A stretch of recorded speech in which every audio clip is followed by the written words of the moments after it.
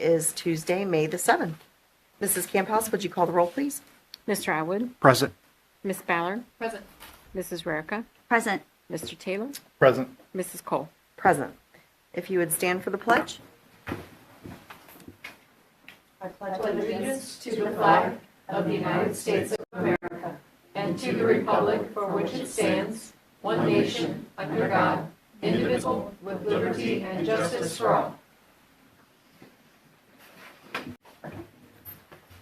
All right, item 3 on the agenda is the adoption of the agenda. Do I have a motion to adopt? All motion? I'll second. Any discussion? Mrs. Camphouse? Mr. Atwood, Yes. Miss Ballard, Yes. Mrs. Rarica, Yes. Mr. Taylor, Yes. Mrs. Cole. Yes. All right, with that approved, we can move on. Item 4, this is our discussion items. 4.01, we have the ELA resource adoption, and I will turn it over to our Director of Curriculum, Mrs. Chesson. Okay, thank you, Madam President. And I'm with Sarah Newman here tonight, a kindergarten teacher at Sharpsburg Elementary. So we are both excited to share with you the adoption recommendations that the team created. So thanks for letting us be here. Thank you. Oh, thank you. Thanks for being here. So we're going to focus on 2 groups this evening, our kindergarten through 5th grade group of students, and we're going to focus on our chosen core program, Amplify, CKLA, and then the intervention program that goes with that program, Boost Reading. And then we're also going to talk a little bit about grades 6 through 12 and their core adoption of the SAVIS program. SAVIS is formerly known as Pearson, and it's the My Perspectives program, Common Lit as a supplemental in MEMB. But first, let's start with our youngest learners and also honor our team. So this team came together in the fall, a nice group of people that were really willing to do the work and to think about the research, think about what they knew about how we wanted our students to be a part of English language arts programming. This district has put, and you as board members have put a lot of funding behind the notion of helping our teachers learn and grow in the area of reading. And so we have teachers, 25 teachers that have been trained in the LETTERS program and did over a 2.5-year program with that throughout COVID time and in person. We also have many teachers that are Orton Gillingham trained, also a well-respected professional learning experience. And so on this team, some of those were represented, but we have countless others in the district. So we had a representation from high school, as you can see, middle school, and our elementary schools. And from this group of people, I should say that throughout this time, some of the members of the team piloted not just 1, but not just 2, but 3 different programs because they wanted to find just the right fit. And they took feedback from their students, and we made some pivots throughout the pilot. So I'm really proud of the work that they put in to come up with the recommendations today. So when we start with our youngest learners, Amplify CKLA is one of the respected and recommended programs from the state of Ohio. And as you know, the science of reading is really being promoted in the state of Ohio, and they have selected programs that they are asking the districts to choose among if they wish to receive ND funding from the state. And we'll talk a little bit about that later. But Amplify, we were ahead of it. The list had not been created yet, and through our work as a team, we created a vision and we said, what do we want to look for? What do we want our students to be a part of? And Amplify was chosen with all of our members of the pilot team for K to 5. I've never had a team just choose one thing to pilot. And I said, well, we have 2 options. We're either going to love it or we're going to need to pivot quickly mid-flight. And so off we went. It was the only program that we felt met our needs and matched in keeping with our LETTERS training, our Orton Gillingham training, and what we believe how students need to learn and grow. So it also is considered a strong evidence-based program, so it has strong recommendations, not just from the state of Ohio, but federally speaking or nationwide.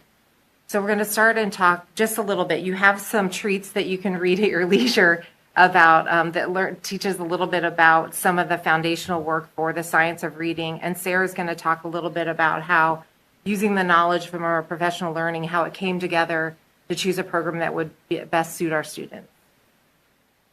Yes, so this image you see is Scarborough's rope, which is a view of reading of what's necessary through the science of reading to help kids learn how to read. There's 2 pieces for K to 2, you have the language comprehension side and the word recognition. And as you move into 3rd, 4th, and 5th, they start to meld together as your word recognition is stronger and you're using it for your language comprehension. So on the language comprehension side, we've got building knowledge about the world around us, enriching vocabulary, speaking in complete sentences, which then leads to writing in complete sentences, making connections. And then we have our word recognition side, which is hearing sounds, matching those with those letters, and how to make, read, and write words. So with this program on that word recognition side, they really start at the basic of phonological awareness, which through our letters training and Orton Gillingham we know is the foundation of learning to read. You need to be able to hear those sounds, separate those sounds, even before you see a single letter. So it has a strong base in phonological awareness and phonemic awareness, and it continues that practice through 2nd grade and then or 3rd grade. And as you move into 3rd and 4th, it becomes morphology and working on those prefixes and suffixes of words and really understanding those more complex words, what they're made up of, to help with understanding what they mean when you're reading. So this slide is a little bit, what Sarah just explained is kind of the skills part of this new program, but there's also a knowledge program part about this program. We really enjoyed working with students, and Sarah will highlight some of the fun things that she was able to do with her students, but this is a glance. This happens to be up to 8th grade. We're going to ask to adopt the work from kindergarten to 5th grade this year, or for next year rather. And you can see faintly in blue is the literature connections across grades, the green are history connections across the grades, and then the reddish are the biology. And what we liked about that is as students develop skills, they're not going to always be stuck in decodable kinds of experiences. They're going to have these rich experiences about things like Greek myths and poetry and the 5 senses, the human body, and just different early explorations long before perhaps we studied it officially when we got to 8th grade or high school or what have you. So what we've seen through the pilot is that you walk in a classroom and students are engaged in some pretty high level conversations and knowledge and discussions, and they have ideas and thoughts about that. And you weave that with the skills and it becomes a much more enriching experience for students. And if you build the knowledge, we also found that our students of all abilities could join the conversation. And that's been a healthy thing that we've seen. So even if perhaps I'm not the strongest reader, I've just listened to a story and I have opinions about that and I can share in the conversation, and that's been pretty powerful.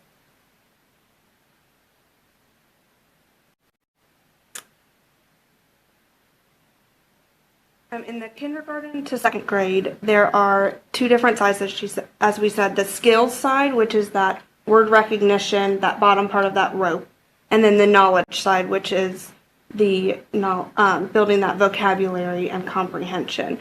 So on the knowledge side, that's where the teacher is reading aloud, because our listening comprehension at a young age is much higher than our reading comprehension is. A kindergartner is working at reading very simple words like cat, bat. That doesn't leave a lot for enriching vocabulary and stories. So that knowledge side is where I'm reading to them and we're building vocabulary, sharing ideas, making connections.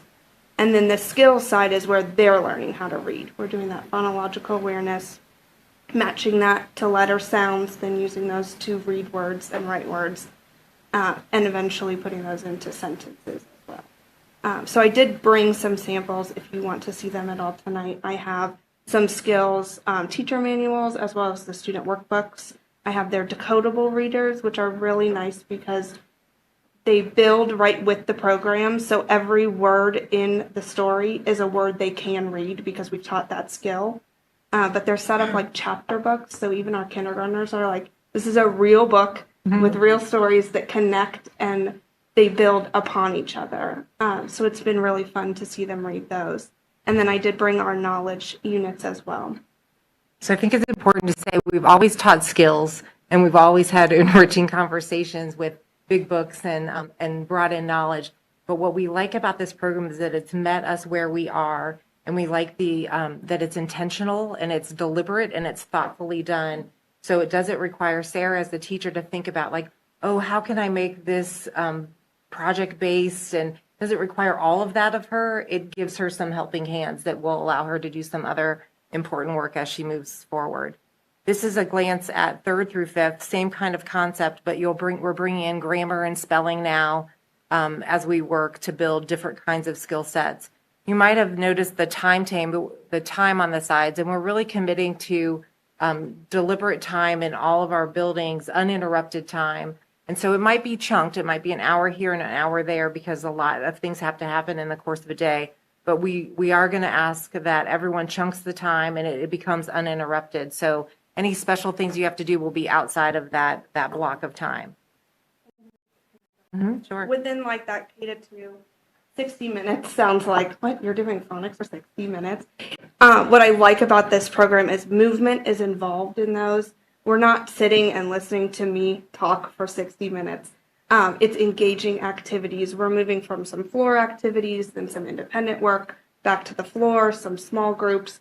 So it's not 60 minutes of a teacher sitting up there. It's very engaging. And the knowledge, even with those stories, we did seasons this week. And even just to keep them in the story, it has like, every time I say winter, you're going to shiver. So as they're listening, they're staying engaged with that story and listening for that key word to give that clue. So it's not 60 minutes of like me up there boring people. It's really engaging and they're enjoying those 60 minutes. It doesn't feel like a whole hour. Like it goes by very quickly. It's really engaging. So we'll go back to, these are examples of what we will receive with our materials. So we're really pleased about that. Of course, we'll have teacher materials and we'll have readers for students. We'll have some activity cards. We'll have some handwriting books that come with this. We had a different handwriting book in the past and we won't need that as much as we move forward. And as we go up the grades, we'll start to see evidence of poetry books and poetry notebooks and some cursive writing for our students. And Sarah, maybe you want to share one of your neat activities that you did, even the first week when you were reenacting nursery rhymes or something, or if you have another idea. Yeah, our first pilot one was nursery rhyme, which normally would be at the beginning of kindergarten, and it moves a slightly smaller chunk of time than that 60 minutes to build that stamina. But it has us acting out Jack be nimble, Jack be quick, and we've got a candlestick, and everyone takes turns jumping over. So really getting them up and moving and understanding those. Another one we did was it's raining, it's pouring, and then we learned the phrase it's raining cats and dogs, which they had not heard before. And now every time it's pouring rain, they're like, raining cats and dogs, we're not going out for recess today. And Especially today, right? Yes. So we're seeing them take that learning too and apply it and use it and talk about it. And I know Heather Hutchison at first grade, they did the human body for one of their units. And at the end of that unit, they built, they made life size, like their bones, and put their skeleton out the size of them.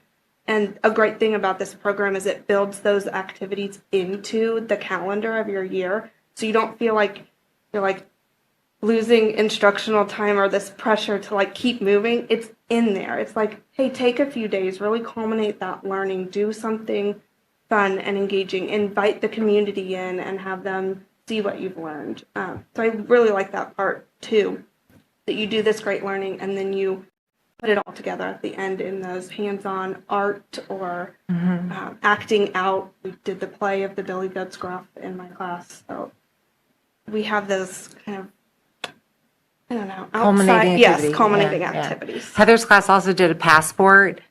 So they went to different countries in their room, and the group that was trying to pick up long licorice with their chopsticks, and there was a father who's from England, and he brought biscuits for the group, and they would stamp their passport wherever they went around the room. So there are really nice built-in culminating activities.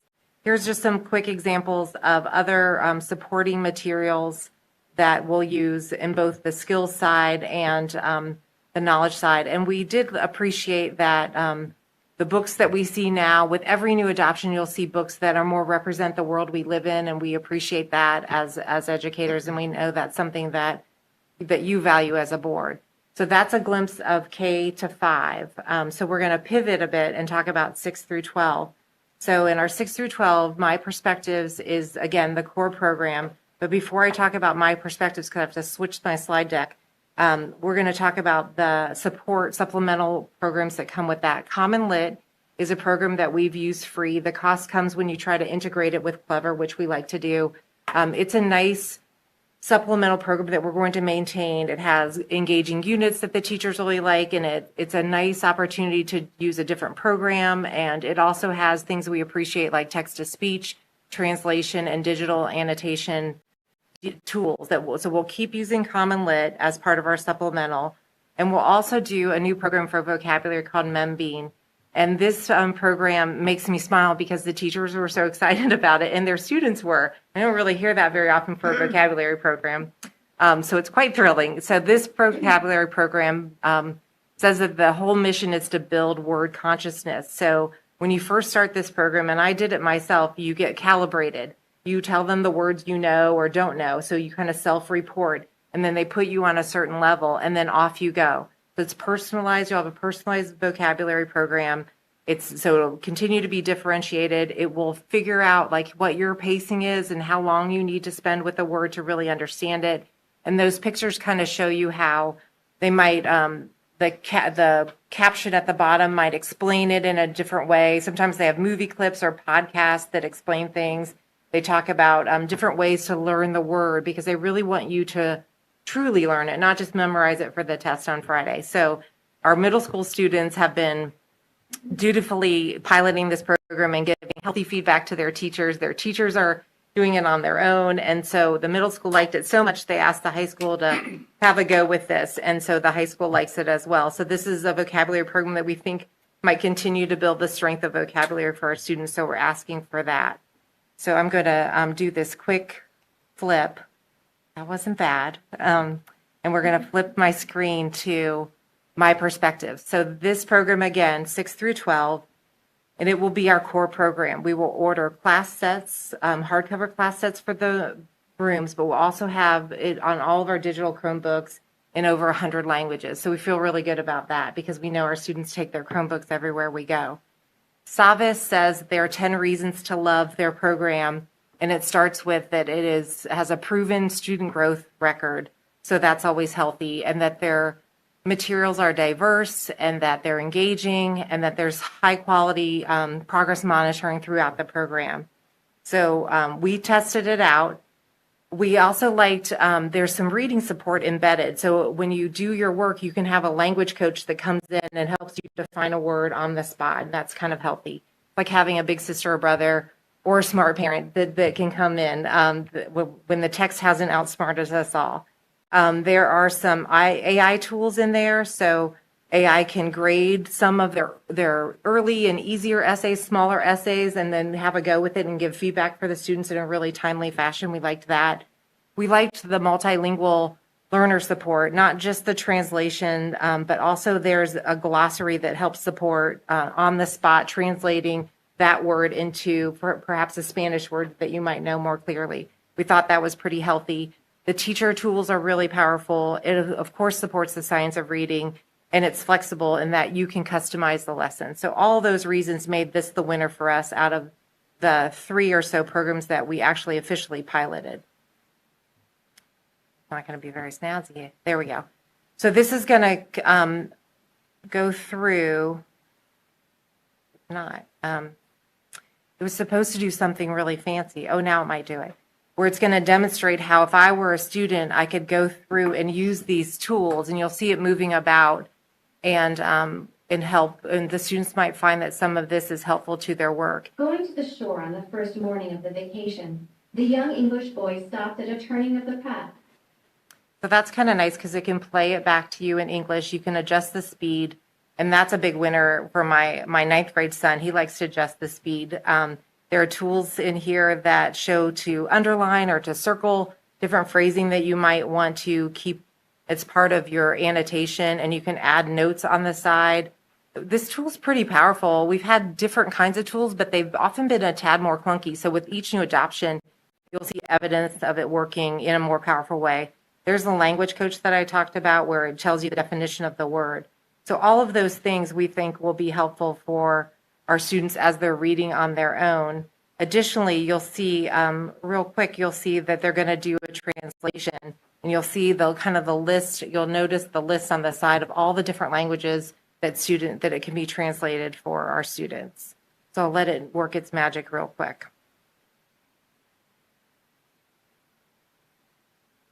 So that's a pretty strong list. And off they will go with the Spanish translation for this. Corrió directamente al agua y empezó a nadar. So that's a pretty healthy thing that our students will appreciate. Also, they talk about hooks, like how to engage the student right away. So bless you. So they'll use contemporary songs like Taylor Swift. They might use a podcast. They might use a Wordle. So all those things are nice for kids to be a part of, and something that makes them laugh or smile. And even if it's a bit cheesy, we can get away with it as a nice hook for students. The discussions, we appreciated the discussion prompts. Our teachers have a lot of ideas about how to have solid discussions, but it's always healthy to have some other ways of doing it. So we were glad to see that. You'll see some ACT prep and SAT prep woven into this work, which is always really good for our students. And then they'll highlight for the teacher on that left-hand side, like what kind of questions you'll be asking the students. And when you ask harder level questions, like they'll talk about the DOK, which is depth of knowledge. So you want to sometimes ask an inquiry-based question or a research-based question to really get your students to think. So this program supports that. So it doesn't always have to come straight from the teacher or from what the teacher has known through other colleagues. So we're happy about that.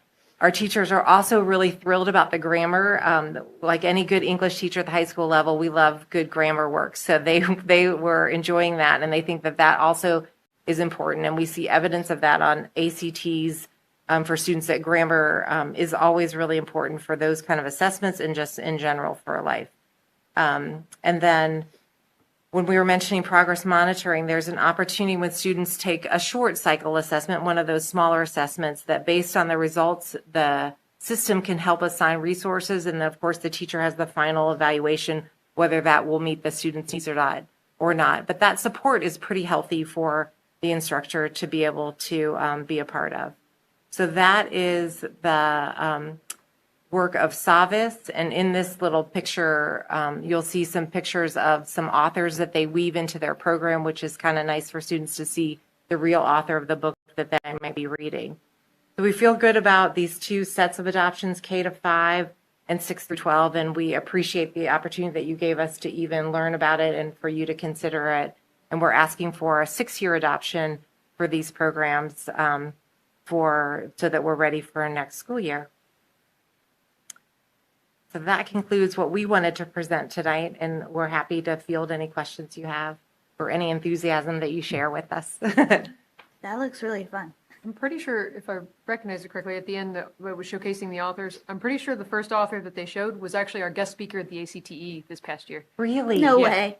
Yeah, he's a phenomenal speaker, and he has written several books, and he even came to Ohio like right after that and came and toured Yeah. the Great Oaks campus. Fantastic. Nice. That's so Speaker. nice.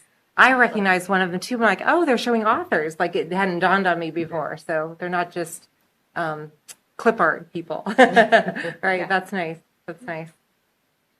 All right. Well, we appreciate the time, and we certainly appreciate Sarah. She's been instrumental as a team member and really helped to cheerlead for us to keep in mind our solid approach and how we believe in the science of reading, and we all want to do what we know through our letters in Orton. So I applaud her efforts as well.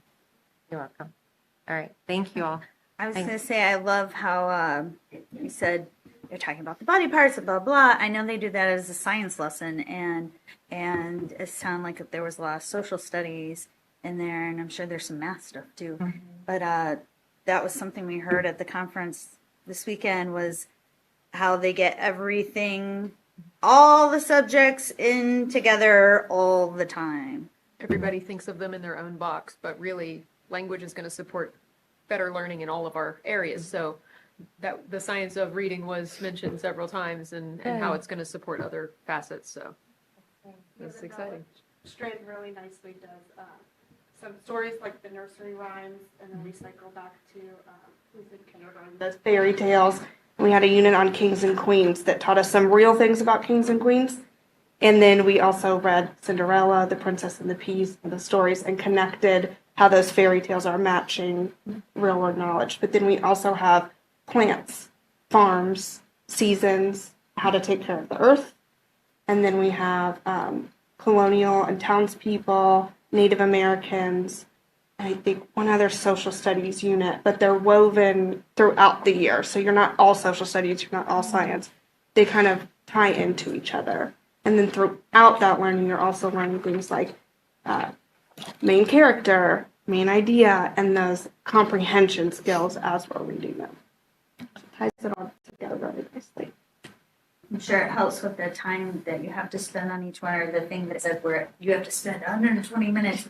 But if you're doing a science lesson in there, then you're getting your science. Yes, I hit science standards all last week with our seasons and weather while teaching reading, because seasons and weather is a kindergarten standard. So they do align to the standards in science and social studies that I teach, and then I can supplement the other standards that this doesn't cover within my science and social studies. And Chris had mentioned just some of those struggling readers really getting engaged in those knowledge lessons. We've noticed special ed teachers, title teachers, our EL teachers, they're picking up kids from their class, and those kids are coming out like, I learned today about the deciduous trees. Kindergartners are talking about deciduous trees. They know the word deciduous. And they're excited to tell those other adults. So they're really getting to engage in those lessons where the phonics and skills side can be really challenging and a struggle for them. They're seeing great success and really building those other interests in that knowledge side.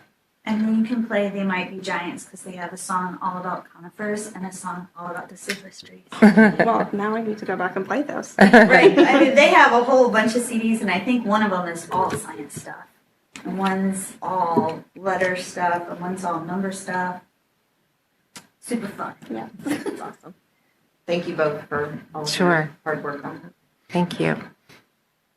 All right, moving on, 4.02 on the agenda. This is our 5-year forecast, so I will turn it over to Treasurer Mrs. Campbell. And we're going to switch over. I'm going to switch over to a different PowerPoint real fast. Do you want me to leave any of the materials for you to browse through? I'm happy to leave those here for you guys. Are these for us to take? Those are Or these for we you need to go right, put Chris, back on the yes, projector? those are for you to take. These are my teacher materials, but I live across the street, so I can pick them up in the morning, so you're free to browse. Thank you. Thank you.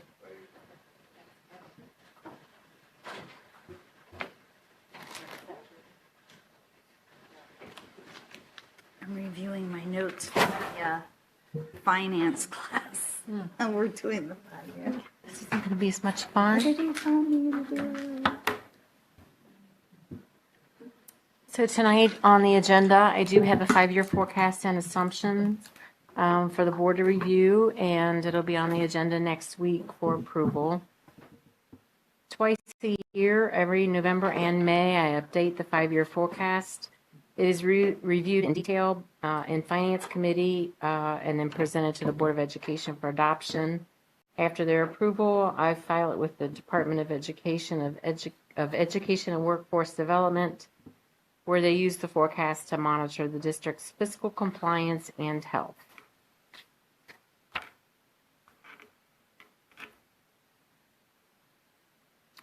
For the for the current year, our beginning cash balance of $14,151,000 will grow by an estimated $775,000 by June 30th.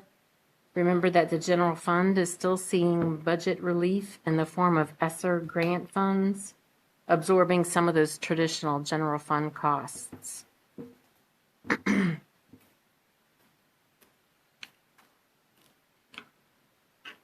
So our total general fund revenues of $31,500,000. Real estate taxes are 57% of that. State funding is only 28%, and all other revenues are 15%.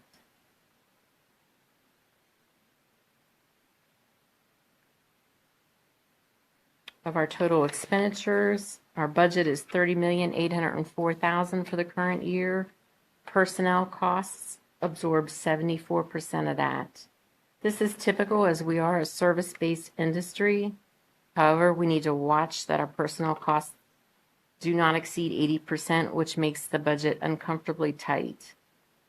Purchase services is the category that is growing quickly and needs to be contained as we are seeing high contracted costs. All other costs are low and controlled at 9% of the budget.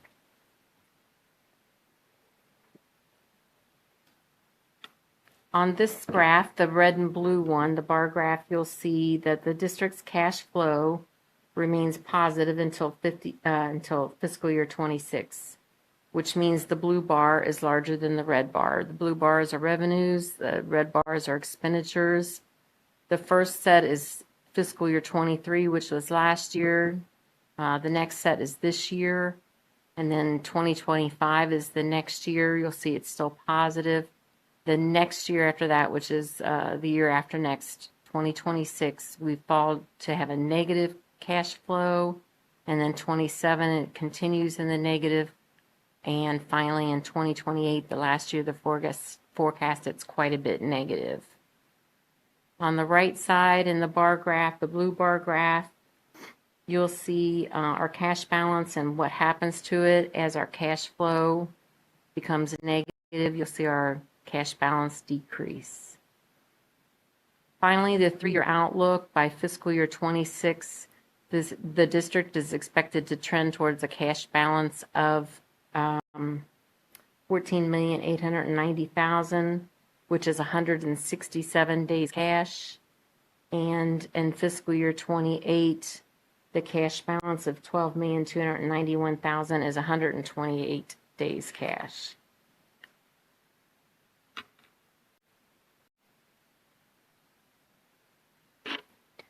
This chart shows both revenues in the blue on the left side and then expenditures on the right in red.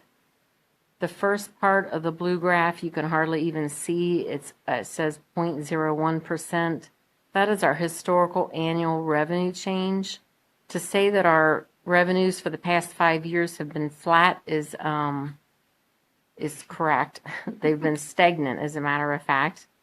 Despite that, I am projecting a 2.5% increase in revenues over the next 5 years. And most of that is based on real estate taxes increasing due to the valuation that we saw for tax year 23. On the right-hand side in red, you'll see that our historical annual expenditure change is a negative 90.9%, which is less than 1%. We've not only restricted our costs, but we've seen those savings by ESSER relief soaking up some of our general fund expenditures and payroll and benefits. Going forward for the next 5 years, I expect 3.92% increases each year. Most of that is due to the fact that all those ESSER costs are coming back to the general fund now that ESSER is expired and completely spent for Norwood.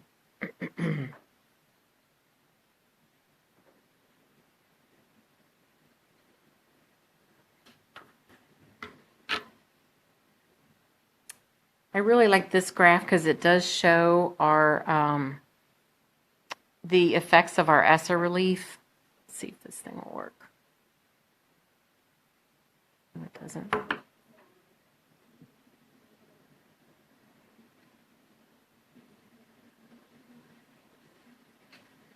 I tried it beforehand and it wasn't working either. Something about pixels. I don't know. But anyway, the first 5 blue bars are our cash flow that's positive. And so you'll see fiscal year 21 was positive, fiscal year 22, 23, and 24. The current year is positive cash flow. And it's really great to be able to compare that. For fiscal year 21, for instance, $857,000 we were positive. If you carry it over to the red box, you'll see in fiscal year 21 we had $240,000 in ESSER relief for the general fund. It's even more evident when you look at the next year, fiscal year 22, almost 2.5 million in positive cash flow. In fiscal year 22, in the red box, you'll see we almost had $2.2 million in ESSER relief, where ESSER grant absorbed our typical general fund payroll and benefit costs. So you'll see, the last 4 years, we've been had a positive cash flow because of ESSER. ESSER has been a great thing for the district. We've seen almost $13 million in ESSER funding, and we spent 5.8 of it almost in general fund relief.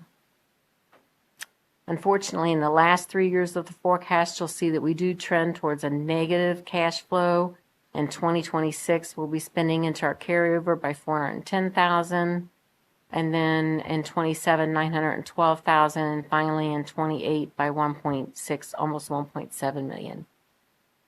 Next year, 2026 and 2027, because those amounts are not really large, I do hope that we can continue to reduce the budget so we can see those even out, or maybe we'll even see some additional revenues come in that will help us make those numbers positive.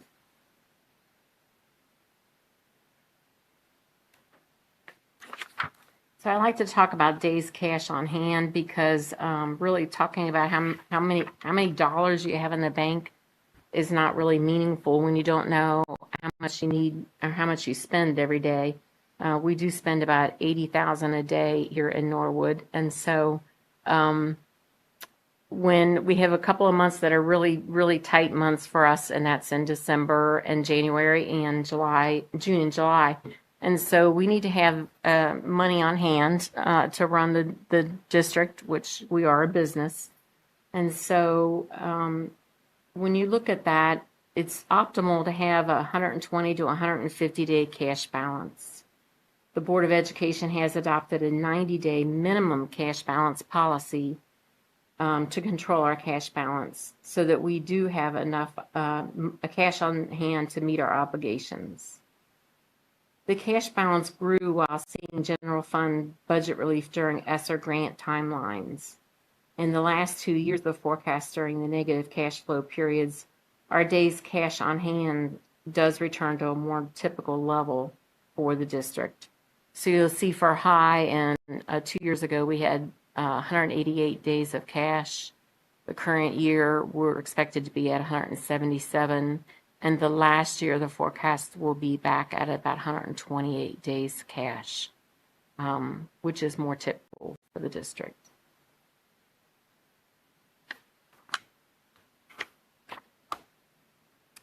District educated enrollment, while student enrollment has dropped significantly in the past, it has leveled out in the last couple of years and is projected to remain stable. I would like to draw the district or the board's attention, to fiscal year 23 and compare it to fiscal year 24. So in fiscal year 23, we had 1,576 students, and this year we have 1,560. What we did when I did this chart, I think we're actually at 1,562, which means that we're only down about 14 students from last year, which is really great. And so it's pretty obvious looking at this chart that I need to update my estimated student counts moving forward, which I will be happy to do so as we continue to see more students flocking to Norwood schools for our great opportunities here.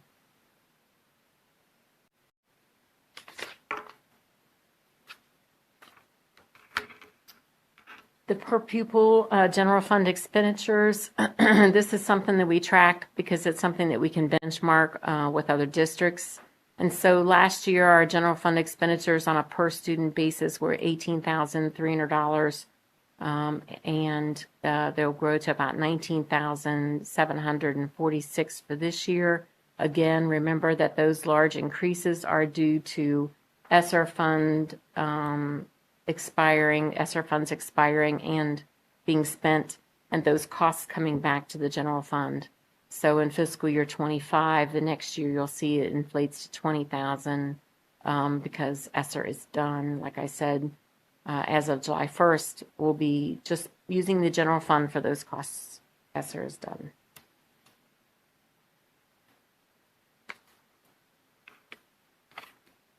Finally, if we break down those costs again even a little further, take those daily costs or take those costs per pupil and break them down into a daily cost, in that bar graph, you'll see that we spend about $110 a day per student.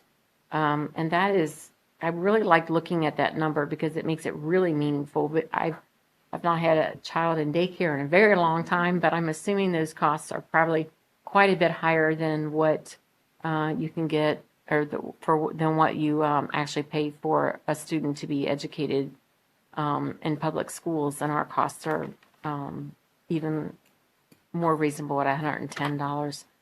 Furthermore, if you look at the pie chart to the right, you'll see that of all of our revenues, 67% of those are not paid by our resident homeowners. Instead, they're paid by the state funding, federal funding, or commercial taxpayers, because we do have a significant commercial portion of taxes here. The residents only pay 33%.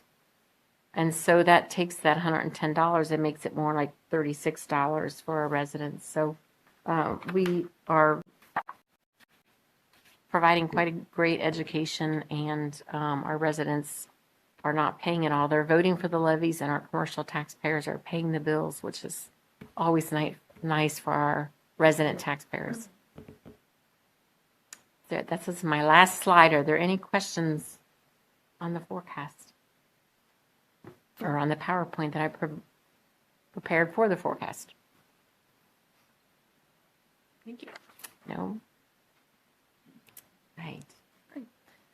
Thank you, Mrs. Camphouse. 4.03 on the agenda, we have Teacher Appreciation Week. So I will turn it over to Superintendent Roman. Oh, thank you. Actually, today, May 7th, is National Teacher Appreciation Day, and I thought the board might want to take turns reading the resolution into the record. You'll be approving it next week, but since today is the actual date, and while you're reading it, we have some pictures of our Teacher of the Year and the Celebrate Excellence event that he attended. And just to let you know, some of our PTOs and principals provided lunch for our staff today. And then we provided the dessert with the Buskin cookies and that nice thank you card. And I left a copy on by your table there. So I thought maybe everyone could take turns reading a whereas. Sure. You want me to start? Yep. And then I'll do the first whereas. We'll just rotate around. Resolution. Resolution in recognition of teacher and staff appreciation and honoring the Norwood Teacher of the Year, whereas May 6th through the 10th, 2024 is Teacher Appreciation Week, and May 7th is Teacher Appreciation Day. Whereas education and knowledge lay the foundation for the future of our children, and Whereas teachers play a crucial role in building a foundation for success that follows students well beyond the classroom. Whereas teachers fill many roles as listeners, explorers, role models, motivators, mentors, and community liaisons with students' families, and Whereas an individual who exemplifies these characteristics is Rick Robish, a social studies teacher at Norwood High School and a district employee for over 30 years, who was chosen to represent all the great educators in Norwood. And whereas teachers spend countless hours preparing lessons, evaluating progress, counseling, and coaching students on evenings and weekends, and going above and beyond daily, and whereas our community recognizes Rick and appreciates its teachers for educating and supporting the children of this community and empowering them to become the best versions of themselves, and Now, therefore, be it resolved that the Norwood Board of Education proclaims the month of May 2024 be Teacher Appreciation Month, and proclaims Rick Robish, our Norwood Teacher of the Year, and forwards his name to the Hamilton County Education Foundation to be honored at their Celebrate Excellence event. be it finally resolved that the Norwood Board of Education strongly encourages all members of our community to join with it in personally expressing appreciation to our teachers and aides for their dedication and devotion to their work. All right. Thank you. Oh, and we had a picture up. Yes. So okay. We've had yes. We had Maybe that up, sorry. I don't think Okay. our board got to see them. Maybe Yeah. we flip back through I them. saw the first one. Yeah, then I because they had were to pay busy attention. reading. Yeah, we were busy. They were busy reading, so let's put them back up.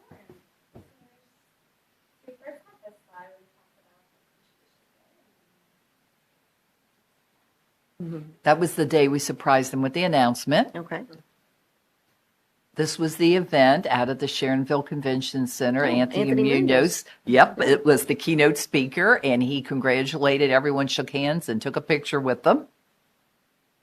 And then afterwards, all of us got a picture with Rick, who looks very happy with his plaque, and he also got a gift bag. Wonderful teacher.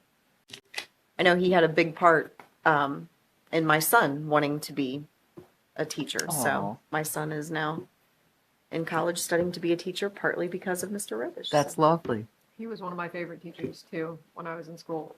He came to school for sociology one day in a dress, which was absolutely fantastic. And one of our special needs students stopped him in the hallway. Mr. Robish, why are you in a dress? He didn't understand, but he was doing a sociology experiment that day and showcasing that people express themselves differently through fashion. So the fact that he was always able to just step outside the box and teach his own way, always just kind of impressed me. He's a wonderful teacher. So thank you to all of our wonderful teachers, and happy Teacher Appreciation Day and week. All right, item 5 on the agenda, this is personnel, so I will turn it back over to Superintendent Mrs. Rowe. Thank you, Madam President. 5.01, we left one of our non-renewals of a student assistant off in April, and we simply just added her to this section. 5.02, employment. I believe I'd like to give a welcome to Amanda Blanton, who you met tonight, who was the Norwood High School and Middle School Assistant Principal, and several other of our administrators. Their contracts are up, and that's what we are renewing in the first section. The second line is personnel on continuing contract. Those of our teachers who, after 3 years, will be staying with us. And then we also list our teachers who are going into their third year, into their second year. And then at the very bottom, that's welcome to our new teaching staff. We've had a number of retirements this year. So a big welcome to all of the individuals who'll be joining us to replace those who left us. Then number 2, if you remember back in April, we non-renewed our student assistants and educational aides. So we are re-employing them. So that's what takes up the whole next page. Then in number 3, summer school, we are finalizing hiring for summer school for June and July. Then we have in item number 4, we have a job share with those 2 teachers. They're each doing 0.5. Then we'd like to welcome Stephanie Brandon, who's going to be a classified sub, because it's always great to have a sub when our aides are out. And then our prom was last weekend, so that is the stipend for our DJ and a Coleraine police officer from our prom, which was quite lovely. Then number 9. Maddie Baker we're hiring her as our high school and middle school cross-county coach. And that concludes my report. Okay. Thank you. Thank you, Mrs. Reddick. Item 6 on the agenda, this is the Education Committee, and I will turn it over to Mrs. Rarica. Thank you, Madam President. We have Sharpsburg going to Shepherd Chemical, Williams Avenue going to Green Acres Water Testing Facility, Sharpsburg also going to the Planetarium, and Great American Ballpark. And Washington, D.C. trip took off today. Oh, I saw That's that. right. I was there at 5:30 in the morning. Whoa. So we wish them well. there safely, correct? Hopefully, I have spoken to my child once, but I think they were still an hour away. thought they drove all night. No, they don't do that They anymore? leave at They like 5 leave in the it, morning, 5 yeah, they left at 6 a.m. We get there at our kids 5:30 left. and Our kids left, okay. Yeah. I was like, I remember going late. After graduation. All right, item 7 on the agenda, this is our policy committee, so I will turn it over to Vice President Taylor. Thank you, Madam President. Next Thursday, we will have our second reading of policy IGBA-R, which just makes minor tweaks to the language regarding the third grade education. Of the third grade game. So, Okay, moving right along, item 8, this is building and grounds. I will turn it over to Ms. Ballard. Thank you, Madam President. We have one request from Pastor Andrew Clark, a Norwood grad. He has requested that New Mercies Ministry use the Norwood Middle School parking lot for a prayer drive-through and celebration for their graduates. This will be held on Saturday, May 25th from 10 to 3, and also 12 to 2. Oh, the event happening between 12 to 2. They will be cleaning up and doing maintenance. They don't need any additional services from us. So that will be on for approval next week to allow them to use the parking lot. And that concludes my report. Thank you, Ms. Ballard. Item 9, this is Finance Committee, so I will turn it over once again to Treasurer Mrs. Campas. Thank you, Madam President. The financial reports are attached for your review as well as the change order listings. 9.02 appropriation resolution, our current year budget will be attached next week. 9.03, the 5-year forecast and assumptions are attached for your review. 9.04, the certificate of substantial completion. Williams and View's roof replacement project is at the substantial completion stage, so you will approve that next week. 9.05, special ed agreement with Wasserman for next year's IEP qualified students. 9.06, ELA curriculum 6-year adoption. After seeing the presentation on this new language arts curriculum, you'll be asked to approve the curriculum and the purchase at next week's Thursday board meeting. This is our last major curriculum of adoption for a few years anyway. Since receiving ESSER funding, we've managed to update all major curriculum branches. The state will fund just under $100,000 as a project since it is mandated to pick science of reading curriculum that is Department of Education and Workforce Development approved. Our total cost will be $673,000. And that is all I have for finance. Thank you, Mrs. Campas. All right, item 10 on the agenda is adjournment. Do I have a motion to adjourn? All motion? I'll second. Any discussion? All in favor say aye. Aye. The time is 6:53 and we are adjourned. Thank you.